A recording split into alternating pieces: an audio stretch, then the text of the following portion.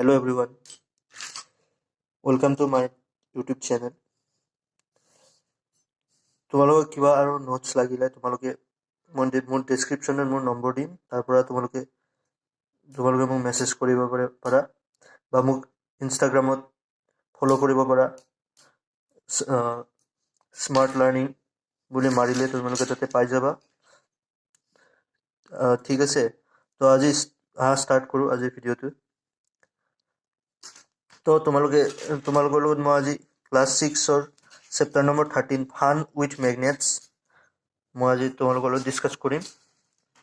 তো পোনপ্ৰথমে ইন্ট্ৰডাকশ্যন, তোমালোকে মেগনেট কি সেই বস্তুটো জানিব লাগিব। মেগনেট আমি সকলোৱে জানো, আমি বহুতে হয়তো সৰু থাকোঁতে খেলিছোঁ মেগনেটেৰে। মেগনেট এটা এনেকুৱা বস্তু যি ইয়াৰ চাৰিওফালে এখন মেগনেটিক ফিল্ড, যাক চুম্বকীয় ক্ষেত্ৰ বুলিও কোৱা হয় অসমীয়াত। আৰু যিটো মানে মেগনেটিক ফিল্ড হৈছে মেগনেট এটাৰ ৰেঞ্জ, এটা পৰিসীমা য'ৰ ভিতৰত মেগনেটটোৰ কাৰ্যক্ষম হৈ থাকে। ইয়াত দুটা প'ল থাকে, এটা নৰ্থ প'ল আৰু আনটো হৈছে চাউথ প'ল। তো ইয়াৰ বিষয়ে আমি আৰু বিতংভাৱে আগত পঢ়িম। তাৰে আগতে আৰু এটা কথা আমি জানিব লাগিব যে এই মেগনেটটো কি ক্ষেত্ৰত ব্যৱহাৰ কৰা হয়। যেনেকৈ চোৱা, তোমালোকে মেগনেট বহুতো ক্ষেত্ৰত ব্যৱহাৰ কৰা হয়। যেনেকুৱা তোমালোকে জানা, তোমালোকৰ আজিকালি পেঞ্চিল বক্সবোৰত মেগনেটিক ষ্টিকাৰ কিছুমান থাকে, ষ্টিকাৰ যিবিলাকৰ জৰিয়তে সহজে বক্সটো খোলা বা বন্ধ কৰিব পাৰি। ইয়াৰ উপৰিও ৰেফ্ৰিজাৰেটৰবিলাকতো তোমালোকে নিশ্চয় ঘৰত দেখিছা মেগনেটিক ষ্টিকাৰসমূহ। ইয়াৰ উপৰিও বহুতো ডাঙৰ ডাঙৰ উদ্যোগসমূহতো আমি বহুতো ডাঙৰ ডাঙৰ উদ্যোগ বা প্ৰতিষ্ঠানসমূহতো মেগনেটৰ ব্যৱহাৰ দেখিব পাৰোঁ। ইয়াৰ উপৰিও জাবৰৰ দমত পৰা আহৰণ কৰিব পৰা কিছুমান তোমাৰ লোৰ সামগ্ৰী, এইবোৰ উদ্ধাৰ কৰিবৰ কাৰণে ইয়াক ব্যৱহাৰ কৰিব পাৰে। তো এনেকুৱা বহুতো ধৰণে ইয়াক আমি ব্যৱহাৰ কৰিব পাৰোঁ। এইখিনিতে আমাৰ এটা প্ৰশ্ন নিশ্চয় উদয় হ'ব যে এই যিটো মেগনেট চুম্বক এইটো কেনেকৈ মানে আৱিষ্কাৰ হ'ল। কিন্তু ইয়াতে দুটা কথা ক'ব লাগিব। ইয়াতে ডিছকভাৰ এণ্ড ইনভেনশ্যন হৈছে উদ্ভাৱন, ডিছকভাৰ হৈছে আৱিষ্কাৰ। এইখিনিতে এটা কথা মন কৰিবলগীয়া, ইয়াৰ অৰ্থ যদিও একেই বুলি ভাবোঁ আমি, কিন্তু একেই নহয়। ইনভেনশ্যন হৈছে কোনো এটা বস্তু যিটো আগত নাই, ইয়াক নতুনকৈ সৃষ্টি কৰা হৈছে, সেইটো হৈছে ইনভেনশ্যন। আৰু ডিছকভাৰ হৈছে যিটো আগতে আছে কিন্তু ইয়াক আমি দেখা নাই বা ইয়াক আমাৰ চকুত পৰা নাই, ইয়াক পোহৰলৈ অনাটো হৈছে ডিছকভাৰ। ঠিক আছে, তো এইখিনিতে এটা কথা ক'ব লাগিব যে যিটো আমাৰ মেগনেটটো ইনভেণ্ট কৰা হোৱা নাছিল, ইয়াক ডিছকভাৰ কৰা হৈছিল। যদিও কোনে ডিছকভাৰ কৰিছিল সেইটো সঠিককৈ পোৱা নাযায়, তথাপি ইয়াক এটা থুলমূল ইয়াক সাধু পোৱা যায়, যিটোৰ জৰিয়তে তোমালোকে গম পাবা এইটো কেনেকৈ ইয়াৰ ডিছকভাৰ হ'ল। এটা ভেড়াৰখীয়া ল'ৰা যাৰ নাম মেংগানাছ আছিল, সি মেগনেছিয়া নামৰ এখন গ্ৰীচৰ চহৰত বাস কৰিছিল। ঠিক আছে, তো মেংগানাছে কি কৰিছিল, এদিনাখন তাৰ ভেড়া জাকটোক লৈ সি পৰ্বতৰ ফালে যাই আছিল। তেতিয়া সি তাৰ লক্ষ্য কৰিছিল যে তাৰ জোতাত মানে এটা পাথৰত লাগি ধৰিছে, জোতাত থকা পিনটো। তো সি তেতিয়া মানে কি লক্ষ্য কৰিলে সি যে এইটো কিহৰ কাৰণে হ'ল, সি আচৰিত হৈ গ'ল সেইটো পৰ্যবেক্ষণ কৰি। তো সেইটোৰ মানে যেতিয়া মানে সেই শিলটো তেতিয়াৰ পৰা শিলটো পিছলৈ এইটো নামাকৰণ হ'ল মেগনেটাইট বুলি।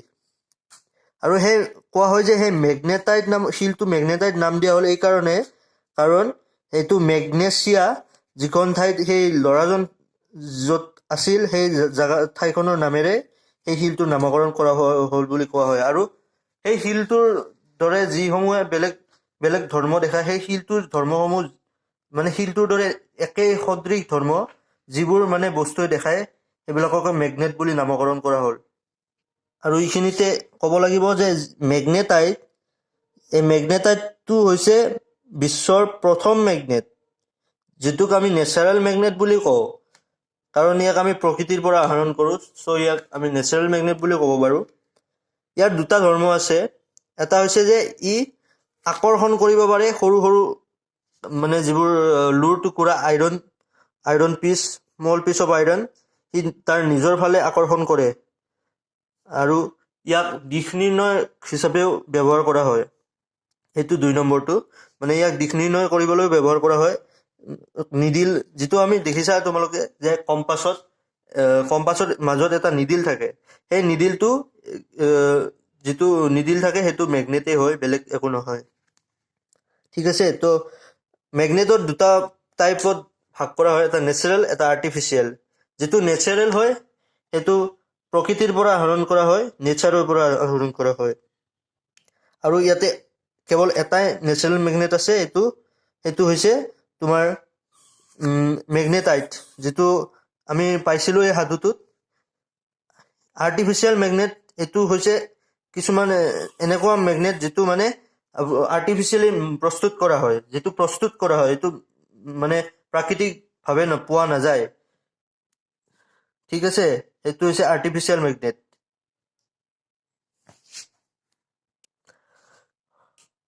আৰু magnetic and non magnetic substances. Magnetic substance কোনবোৰ? যিবোৰ ছাবষ্টেঞ্চ বা বস্তুৱে নিজৰ ফালে বহুত মানে যিবোৰ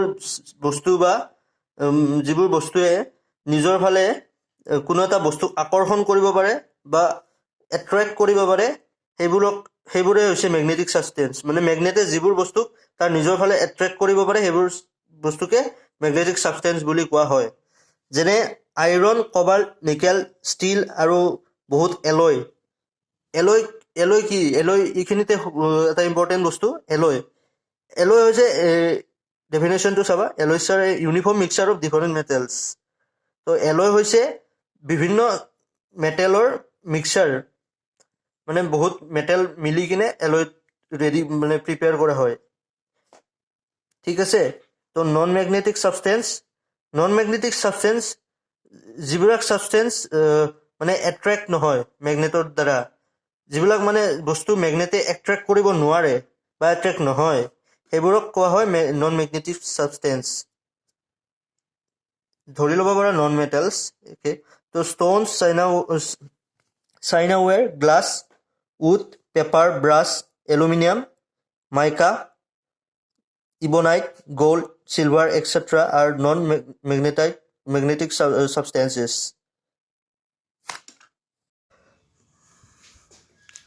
চ' তোমালোকে ইয়াতে দেখা পাইছা প্ৰথমতে নৰ্থ প'ল। চ' নৰ্থ প'লৰ ডেফিনেশ্যন কি? প'ল অফ মেগনেট দুটা হয়, প'লছ দুটা থাকে, এটা নৰ্থ প'ল, এটা ছাউথ প'ল।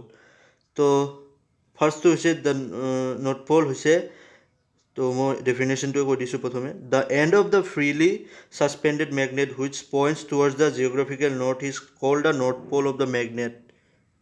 জিঅ'গ্ৰাফিক নৰ্থটো চোৱা তোমালোকে, ইয়াতে তাৰে আগতে তোমালোকে আৰ্থ মেগনেটটো জানিব লাগিব।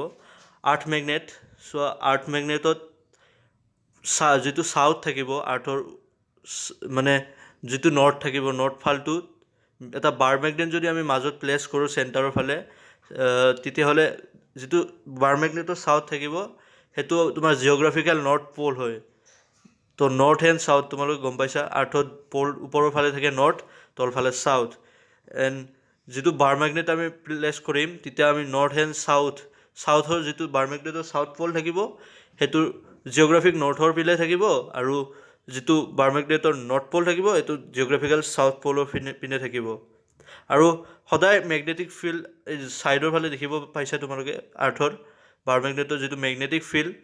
তো আৰ্থ ইটছেল্ফে মেগনেট, সেইটো তোমালোকে নিশ্চয় জানা।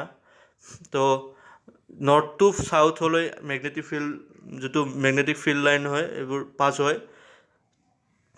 তো সেয়েহে মানে যিটো নৰ্থ প'ল সেইটো ইয়াতে কোৱা হৈছে the end of the freely suspended magnet which points towards the geographical north is called the north pole of the magnet okay then south pole the end of a freely suspended magnet which points towards the geographical south is called the south pole of the magnet ইয়াতে তোমালোকে দেখিলে গম পাবা ডায়াগ্ৰামটো দেখিলে তোমালোকে গমে পাবা তো কি হৈছে ইয়াতে জিঅ'গ্ৰাফিকেল সাউথ দেখিছা তোমালোকে নিশ্চয় দেখা পাইছে ইয়াতে তো জিঅ'গ্ৰাফিকেল সাউথ এইটো নৰ্থ এইটো জিঅ'গ্ৰাফিকেল সাউথ এইটো বাৰ মেগনেটৰ সাউথ এইটো নৰ্থ খালি এইখিনি মনত থাকিলে হ'ল যে যিটো নৰ্থ প'ল থাকিব আমাৰ আৰ্থৰ সেই আৰ্থৰ নৰ্থ প'লটোৰ ফালে বাৰ মেগনেটৰ সাউথ প'ল থাকিব আৰু সাউথ প'ল যিটো থাকিব আৰ্থৰ তাৰ সাউথ প'লৰ পিনে বাৰ মেগনেটৰ নৰ্থটো থাকিব আৰু সদায় এটা কথা মন কৰিবলগীয়া যে যিটো ফিল্ড লাইন্স থাকে মেগনেটৰ ফিল্ড লাইন্স সদায় নৰ্থ টু সাউথ মানে গতি কৰে